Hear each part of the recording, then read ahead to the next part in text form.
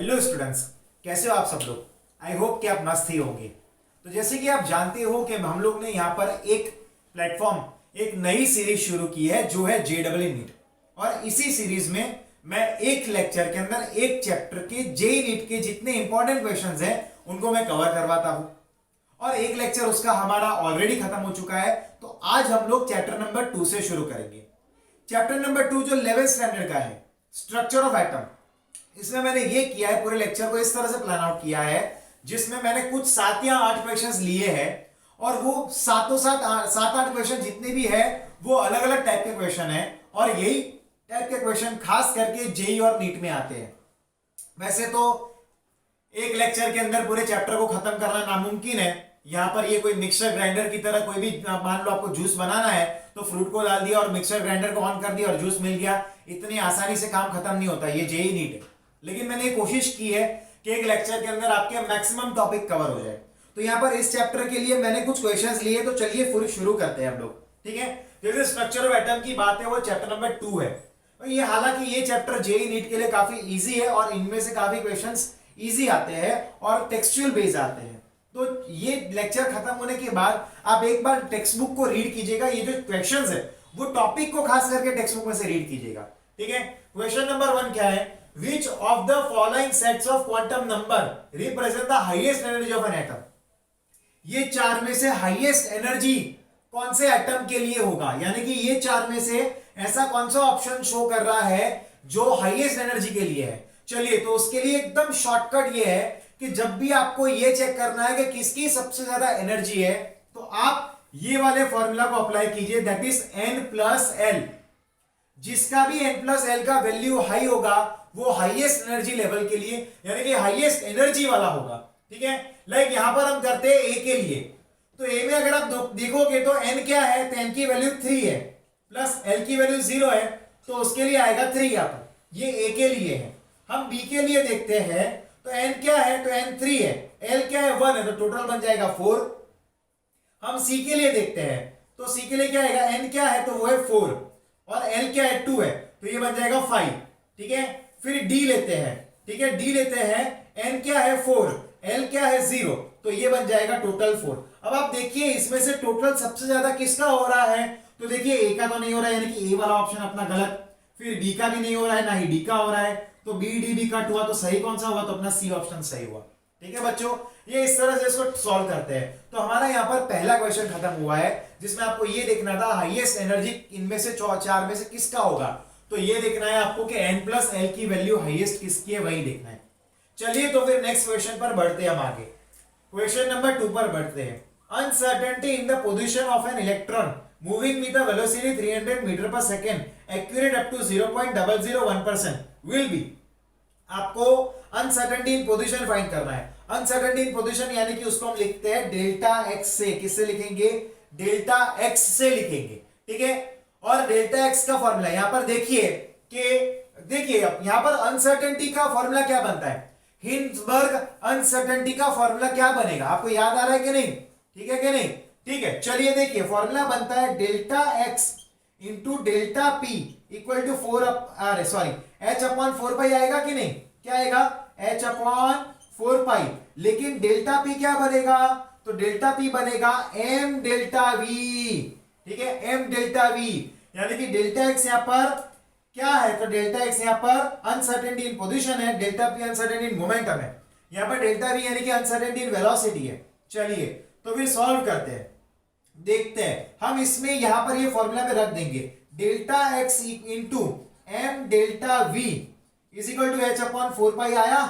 चलिए तो हम क्या करेंगे, हमें अनसर्टेनिटी इन पोजीशन यानी कि डेल्टा एक्स को फाइंड करना है, तो हम उसी को सब्जेक्ट बनाएंगे। तो फॉर्मूला क्या बनेगा, तो फॉर्मूला ये बनेगा delta X equal to H/4 m delta V. ठीक है, m डेल्टा वी। अब सबकी वैल्यू को आपको रखना पड़ेगा, लेकिन सबसे पहले आपको दिया है इधर एक्यूरेट, क्या दिया है, वेलोसिटी 300 मीटर पर second accurate up to 0.01 plus 0.001%। क्या करेंगे उसका, तो जरा देखिए मैं इसके लिए यहां पर लिखता हूं। ठीक है, जरा ध्यान से देखना क्या करेंगे। तो उसके लिए आपको ये करना पड़ेगा कि डेल्टा वी की वैल्यू को फाइंड करना पड़ेगा। तो क्या करोगे, अब यहाँ पर एक्यूरेसी बताया है, तो अब ये करोगे एक्यूरेसी के लिए कितना दिया है, परसेंटेज लिखना है आपको, पहले परसेंटेज डिवाइड बाय 100 करना है, इनटू इनटू आपको वहां पर जो v की वैल्यू दी है वो रख देनी है, v की वैल्यू जो दी है वो डायरेक्ट आपको रख देनी है। चलिए देखिए परसेंटेज कितना दिया है, 0.001 दिया है, डिवाइड बाय 100 करेंगे, और v की वैल्यू कितनी आ रही है बच्चों, तो v की वैल्यू हमें यहां पर दी है इंटू 300, तो कुल मिलाकर इसका आंसर बनेगा 0 पॉइंट, या फिर आप डायरेक्ट लिख सकते हो दैट इज 3 इंटू 10⁻³ 3 इंटू 10⁻³। चलिए अब सब यहां पर वैल्यूज रखते हैं, डेल्टा एक्स की वैल्यू अब हमें फाइंड करनी है, एच यानी कि प्लांक्स कांस्टेंट है 6.626 इंटू 10⁻34, ठीक है कि नहीं, डिवाइड बाय 4, पाई की वैल्यू 3.14, मल्टीप्लाई बाय क्या आएगा, इलेक्ट्रॉन का क्या दिया यहां पर, इलेक्ट्रॉन का मास कितना होगा 9.1 इंटू 10⁻, कितना आएगा 10⁻31 kg, मल्टीप्लाई बाय यहां पर इसकी वैल्यू, किसकी वैल्यू, डेल्टा वी की वैल्यू 3 इंटू 10⁻3, तो इसका आंसर, फाइनल आंसर देखो क्या आएगा। अब ये पूरी को सॉल्व कीजिएगा, आपका आंसर आ जाएगा 1.92 इंटू 10⁻², ठीक है, 1.92 इंटू 10⁻² इसका वैल्यू आएगा बच्चों, ठीक है ना। यहां पर हमने कौन सी फॉर्मूला लगाई, delta X into delta P equal to H upon 4 pi, ठीक है, where delta X is the uncertainty in the position and delta P is the uncertainty in the momentum. फिर हमने इसके पूरी के वैल्यूज रख दिए हैं, ठीक है, और साथ में पहले हमने डेल्टा वी की वैल्यू फाइंड करके फिर उसकी वैल्यू को रखा, सिंप्लीफाई किया, हमें आंसर आ गया, ठीक है। यहां पर ये सेकंड क्वेश्चन भी अपना सॉल्व हुआ है। क्वेश्चन नंबर 3 पर आगे बढ़ते हैं। चलिए देखिए क्वेश्चन नंबर 3 पर आगे बढ़ते हैं। Which of the following set of quantum number is correct for an electron in 4f? अब इलेक्ट्रॉन कहां पर है, 4f में, तो इनमें से कौन सा सेट सही है। अब बच्चों यहां पर ध्यान से देखना, 4f है ना, क्या है, तो 4f है हमारे पास, तो आपको इसको कंपेयर करना पड़ेगा nl के साथ।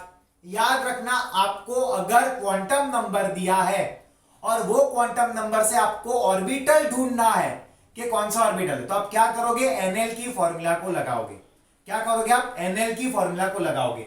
n यानी कि यहां पर बनेगा प्रिंसिपल क्वांटम नंबर, l यानी कि एजिमुथल क्वांटम नंबर, ठीक है। अब जरा ध्यान से देखना, ये यहां पर n की वैल्यू 4 आ गई, इससे कंपेयर किया तो हमने, और यहां पर क्या है, l इक्वल टू f है। याद रखना f कब आ सकता है, l इक्वल टू 0 1 2 3। जब l की वैल्यू 0 है तो ऑर्बिटल होगा s, जब 1 है तब होगा p, जब 2 है तो होगा d, और जब 3 है तो होगा f। यानी कि यहां पर हमें, यहां पर l की वैल्यू आ जाएगी बच्चों 3, ठीक है। अब आप इनमें से देखिए कि n की वैल्यू 4 और l की वैल्यू 3 कौन से ऑप्शंस के पास है, तो ये वाले ऑप्शन में है, ये वाले ऑप्शन में है। n equal to 4 and l equal to 4 तो हो ही नहीं सकता, क्योंकि याद रखना कंडीशन है n is always greater than l, n is always greater than l, यानी कि n हमेशा l से ज्यादा ही रहेगा। यहां पर दोनों इक्वल दिया है तो वो सेटिस्फाई नहीं करेगा, ये वाला ऑप्शन ऑलरेडी रॉन्ग है और ये वाला ऑप्शन भी रॉन्ग है, ठीक है। अब याद रखना है यहां पर, अब इनके आपको फाइंड करना है। यहां पर देखिए दो ऑप्शन हो सकते हैं, या तो ये ए हो सकता है या तो सी हो सकता है। अब ध्यान से देखना, एल अगर, हाँ, ml की वैल्यू क्या हो सकती है, m की वैल्यू हो सकती है -L2 प्लस l, ठीक है। अब यहां पर l की वैल्यू हमारे लिए 3 थी, तो m की वैल्यू क्या हो सकती है, -32 प्लस 3। तो ये रेंज में ये दोनों में से किसकी वैल्यू आती है, तो ये +4 आता है क्या, नहीं आता इस रेंज में, तो ये वाला भी रॉन्ग है। क्या +1 आता है बच्चों, तो -3 से +3 में +1 तो आएगा ना, -3 -2 -1 0 +1 +2 एंड +3, तो यहां पर ये आ गया वैल्यू, यानी कि अपना सिर्फ ऑप्शन सी सही है बच्चों, ऑप्शन सी सही है, ठीक है। तो हमारा क्वेश्चन नंबर 3 भी खत्म हुआ। देखो कितने इजी क्वेश्चंस हैं, ये सारे जेई नीट में पूछे हुए क्वेश्चंस हैं, ये वही क्वेश्चन मैंने लिए जो ऑलरेडी जेई नीट में आए हुए हैं। चलिए क्वेश्चन नंबर 4 पे आगे बढ़ते हैं। In a hydrogen atom if energy of an electron in ground state is 13.6 eV, then in the second excited state it is कितना होगा। चलो पहले तो आप ये देखो कि फर्स्ट एक्साइटेड स्टेट किसको बोलते हैं। याद रखना, जो 1 से 2 में जाएगा, 1 n इक्वल टू 1 से 2 में जाएगा, उसको अपने फर्स्ट एक्साइटेड स्टेट बोलेंगे, ठीक है। फिर जो 3 तक जाएगा बच्चों, जो 3 तक जाएगा, 1 2 एंड 3 तक जाएगा, उसको अपने सेकेंड एक्साइटेड स्टेट बोलते हैं, ये दूसरा एक्साइटेड स्टेट हुआ। चलिए तो यहां पर हम क्या करेंगे, इसके लिए फॉर्मूला आती है ई एन इक्वल टू क्या आएगा, ई एन इक्वल टू क्या आएगा 13.6 अपॉन एन स्क्वायर ईवी। ये उसका डायरेक्ट फॉर्मूला है बच्चों, टेक्स्ट बुक में जरा ध्यान से देखना, खोलकर देखना टेक्स्ट बुक को। चलिए क्या आएगा यहां पर एन की वैल्यू कितनी आएगी, तो एन की वैल्यू आ जाएगी 3, ठीक है। तो ये E N equal to 13.6 divide by N की वैल्यू 3 है तो 3 स्क्वायर करेंगे तो कितना वैल्यू आ रहा है, अगर आप ध्यान से देखोगे तो 13.6, मैं ब्लैक मार्कर से लिखता हूं ताकि आपको दिखे, ग्रीन थोड़ा सा मिक्सअप हो रहा है इधर, क्या होगा तो 13 E N equal to direct हम लिखते हैं, अब क्या होगा दैट इज 13.6 डिवाइड बाई 9 आ जाएगा। अब इसको आप डिवाइड कीजिए, डिवाइड कीजिए, आंसर क्या आ रहा है, तो आंसर 1 पॉइंट क्या आएगा 51, 1.51 यानी कि ऑप्शन ए रहेगा, 1.51 ईवी ऑप्शन ए रहेगा। कितना इजी, आपको सिर्फ ये फॉर्मूला अप्लाई करना है, E N equal to 13.6 upon N square EV electron volt, ठीक है। क्वेश्चन नंबर 5 को शुरू करते हैं, क्वेश्चन नंबर 5 करते हैं। चलिए बच्चों let us start with question number 5, ठीक है। अब जरा ध्यान से देखना यहां पर कि a gas absorbs a photon of 335 nanometer and emits at wavelength if one of emission is 680 nanometer, the other is what। चलिए अब जरा ध्यान से देखना, यहां पर क्या है E इज इक्वल टू आएगा E1 प्लस E2 आएगा। अब बहुत ही इजी है ये, जरा ध्यान से देखना, या फिर इसको लिख सकते हैं HC by lambda equal to क्या होगा HC upon lambda 1 plus HC upon lambda 2 होगा। आपको लैम्बडा की वैल्यू दी हुई है, ये जो वैल्यू दिखाई दे रही है वो अपने लैम्बडा की वैल्यू है, और ये 680 है वो लैम्बडा 1 की वैल्यू है बच्चों, वो लैम्बडा 1 की वैल्यू है। चलिए तो आपको फाइंड क्या करना है, लैम्बडा 2 को फाइंड करना है। हालांकि ये पूरा HC कॉमन है तो कट हो जाएगा ना, तो क्या रहेगा, तो अब आप बनाइए 1 upon lambda equal to 1 upon lambda 1 plus 1 upon lambda 2 आएगा, ठीक है। चलिए सबकी वैल्यू को हम रिप्लेस करते हैं, रखते हैं 1 अपॉन लैम्बडा कितना है, तो 1 अपॉन लैम्बडा है हमारे पास 335 नैनोमीटर इक्वल टू 1 अपॉन क्या दिया है लैम्बडा 1 680 और प्लस 1 अपॉन लैम्बडा 2 को फाइंड करना है। आप सब्जेक्ट बनाइएगा बच्चों, आपको आंसर मिल जाएगा, और इसका जो आंसर है वो बनता है 743 नैनोमीटर। आप सिंप्लीफाई कीजिएगा आपको आ जाएगा, ठीक है। अब आप क्या करना, ये जो है ठीक है, पहले तो इसको इस साइड लाना, यानी कि 1 अपॉन 335 माइनस 1 अपॉन 680, फिर एलसीएम ले लेना और लैम्बडा 2 को सब्जेक्ट बना देना, आपका आंसर आ जाएगा। बहुत इजी क्वेश्चन था ये, ठीक है। आपको यहाँ पर इंपॉर्टेंट बात ये ध्यान रखनी है कि फॉर्मूला इधर ये वाली लगेगी, ठीक है, फॉर्मूला इधर ये वाली लगेगी। आइडेंटिफाई द लीस्ट स्टेबल, आपको आइडेंटिफाई करना है इनमें से सबसे स्टेबल कौन सा होगा, यानी कि सबसे रिएक्टिव कौन सा होगा वो आपको देखना है। चलिए तो कॉन्फ़िगरेशन लिखेंगे, पहले हम लिथियम के लिए कॉन्फ़िगरेशन लिखते हैं। लिथियम की कॉन्फ़िगरेशन क्या होगी बच्चों, what will be the configuration of lithium. चलिए तो यहां पर लिथियम आयन है Li माइनस है, तो हम यहां पर माइनस लिखते हैं, क्या आएगा 1s2 एंड 2s2 आएगा, क्योंकि लिथियम का एटॉमिक नंबर कितना होता है 3, तो उसका कॉन्फ़िगरेशन बनता है 1s2 2s1, लेकिन क्योंकि माइनस 1 है यानी कि उसने एक इलेक्ट्रॉन को गेन किया है तो 2s2 बन जाएगा। चलिए बेरिलियम के लिए चेक करते हैं, तो बेरिलियम का एटॉमिक नंबर क्या होगा, हाइड्रोजन हीलियम लिथियम बेरिलियम यानी कि 4, ठीक है। अब एक इलेक्ट्रॉन एक्स्ट्रा आया है उधर, एक इलेक्ट्रॉन क्या हुआ है वहां पर, एक्स्ट्रा इलेक्ट्रॉन आया है। चलिए देखते हैं, अब जरा ध्यान से देखना, तो ये B माइनस 1 है तो 1s2 2s2 एंड 2p1 आएगा। चलिए बोरोन माइनस के लिए देखते हैं, बोरोन माइनस के लिए देखते हैं, तो बोरोन माइनस में क्या आएगा, तो उनका यहां पर बोरोन जो होता है उसका एटॉमिक नंबर क्या होता है 5 होता है, इलेक्ट्रॉन आया है तो ये बनेगा 1s2 2s2 2px1 and 2py1, और लास्ट जो अपने पास है वो कार्बन 7 इलेक्ट्रॉन उसके अंदर हुए हैं, यानी कि 1s2 2s2 2px1 2py1 and 2pz1। अब यहां पर ध्यान से देखिए, इतना याद रखना है इसमें से सबसे कम स्टेबल कौन सा है, यानी कि सबसे रिएक्टिव कौन होगा, जो स्टेबल नहीं होगा वो रिएक्टिव होगा। तो देखिए जो भी ऑर्बिटल जो भी एलिमेंट के ऑर्बिटल पूरे भरे हुए हैं या फिर आधे भरे हुए हैं वो स्टेबल रहते हैं। तो वैसे कौन सा ऑप्शन है, तो ये वाला ऑप्शन है, यानी कि लिथियम माइनस वाला वो तो गया, फिर कार्बन वाला ऑप्शन है तो वो भी गया, क्योंकि कार्बन माइनस जो है वो हाफली फील्ड है वो स्टेबल हो जाएगा, लिथियम भी हाफली फील्ड है फुल फील्ड है वो भी स्टेबल हो जाएगा। रहेगी दो, एक यहाँ पर 2p में एक इलेक्ट्रॉन है, 2p में 2 इलेक्ट्रॉन यानी कि x में एक है और y में एक है, तो सबसे ज्यादा रिएक्टिव ये वाला बनेगा क्योंकि उसके पास एक ही इलेक्ट्रॉन रहेगा, यानी कि बेरिलियम -1 अपना आंसर बनेगा। ठीक है, यहां पर क्या होगा, ये इलेक्ट्रॉन यहां से रिमूव नहीं हो पाएगा, लेकिन ज्यादा इजीली ये वाले इलेक्ट्रॉन निकल जाएंगे। 2p1 वाले इलेक्ट्रॉन ज्यादा इजीली निकल पाएंगे बच्चों। Is it okay? चलिए नाउ लास्ट क्वेश्चन देखते हैं। The ions that is in the isoelectronic with carbon monoxide. याद रखना आइसोइलेक्ट्रॉनिक यानी कि आपको ये देखना है जो भी मॉलिक्यूल आपको दिया है उसका आइसोइलेक्ट्रिक वही मॉलिक्यूल होगा जिनमें वो मॉलिक्यूल के अंदर टोटल इलेक्ट्रॉन्स कितने हैं वो और जो हमें दिए उनमें कितने हैं, दोनों के सेम नंबर ऑफ इलेक्ट्रॉन होते हैं। तो जो जो भी मॉलिक्यूल के अंदर सेम नंबर ऑफ इलेक्ट्रॉन रहते हैं वो सारे आइसोइलेक्ट्रॉनिक स्पीशीज में आते हैं। याद रखना जो भी मॉलिक्यूल के अंदर सेम नंबर ऑफ इलेक्ट्रॉन्स रहते हैं वो सारे आइसोइलेक्ट्रॉनिक स्पीशीज में आते हैं। चलिए देखते हैं, यहां पर CO है, CO यानी कि कार्बन, मोनोऑक्साइड, कार्बन का कितना होगा जरा ध्यान से देखना, 6 होगा एटॉमिक नंबर, यानी कि इलेक्ट्रॉन्स भी 6 हो जाएंगे। और ऑक्सीजन के इलेक्ट्रॉन कितने होंगे, 8 होंगे, तो कुल मिलाकर यहां पर 14 इलेक्ट्रॉन हो जाएंगे। कितने इलेक्ट्रॉन बनेंगे बच्चों, 14 इलेक्ट्रॉन्स बनेंगे ना। चलिए तो ये 4 में से 14 इलेक्ट्रॉन किसके पास है देखते हैं। ट्रायल एंड एरर मेथड ये सबसे बेहतरीन मेथड है। देखिए कार्बन साइनाइड है यहाँ पर, तो कार्बन में कितने इलेक्ट्रॉन होंगे, 6 होंगे, नाइट्रोजन में कितने होंगे, 7 होंगे, और -1 है यानी कि एक और इलेक्ट्रॉन आया तो इसका हो जाएगा 14। तो ये ऑप्शन है, खत्म। यानी कि Cn- में भी 14 इलेक्ट्रॉन है और CO में भी 14 इलेक्ट्रॉन है, तो ये एक दूसरे के आइसोइलेक्ट्रॉनिक स्पीशीज हुए। अब बाकी के है या नहीं वो देख लेते हैं, यानी कि मल्टीपल ऑप्शन तो नहीं है ना, चेक करते हैं। चलिए N2+1 है, तो आपने N2+1 की बात है तो N2 का टोटल कितना बनेगा, नाइट्रोजन का 7 होगा, तो 7 + 7 और +1 है यानी कि इलेक्ट्रॉन गया, तो एक इलेक्ट्रॉन जाएगा तो -1, तो ये कुल मिलाकर 13 बन जाएगा, तो ये नहीं है। फिर O2- देखते हैं, तो O2 का तो 16 होगा, -1 यानी कि इलेक्ट्रॉन आया, तो ये भी नहीं होगा, 17 होगा, इसके भी 14 नहीं है उसमें। फिर N2-1 लेते हैं, चलिए N2-1 चेक करते हैं, जरा ध्यान से देखना।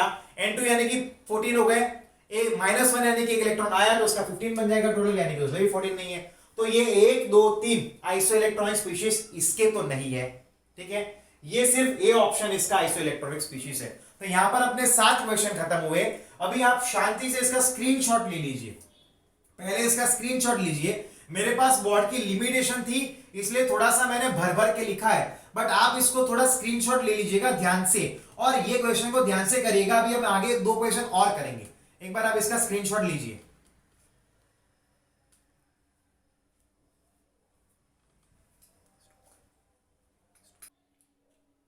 चलिए तो फिर आगे हम 2 क्वेश्चन और सॉल्व करते हैं। ये जो 8th नंबर का क्वेश्चन है उससे शुरू करते हैं। What is the maximum number of electron in that can be associated with the following set of quantum number. चलिए इनमें से ध्यान से बताइएगा कि इस सेट ऑफ क्वांटम नंबर में सब ज्यादा, मतलब कि इन सेट ऑफ क्वांटम नंबर में कितने इलेक्ट्रॉन पॉसिबल है। ठीक है, कितने इलेक्ट्रॉन पॉसिबल है। चलिए तो आगे हमने देखा था कि आपको अगर कोई भी ऑर्बिटल बनाना है, इधर ही हमने देखा था, तब हम क्या करते हैं, NL की फॉर्मूला से ऑर्बिटल को बनाते हैं। यहां पर n की वैल्यू 3 है, L की वैल्यू 1 है, तो L की वैल्यू जब 0 होती है तब s ऑर्बिटल होगा, जब 1 होगा तब p ऑर्बिटल होगा, यानी कि 3p ऑर्बिटल बनेगा। ठीक है, और 3p में बताया है, यहां पर 3p में बताया है कि m = -1 ही है। अब p तो के कौन से होते हैं, तो p के 3 सब ऑर्बिटल्स होते हैं, px py एंड pz, और उसका क्या होगा यहाँ पर मैग्नेटिक क्वांटम नंबर -1 0 एंड +1। आपको स्पेसिफाई किया है कि m = -1 ही है, यही वाला ऑर्बिटल है, तो एक सब ऑर्बिटल में कितने इलेक्ट्रॉन आएंगे, मैक्सिमम 2 इलेक्ट्रॉन आ सकते हैं, तो इसका आंसर बन जाएगा 2।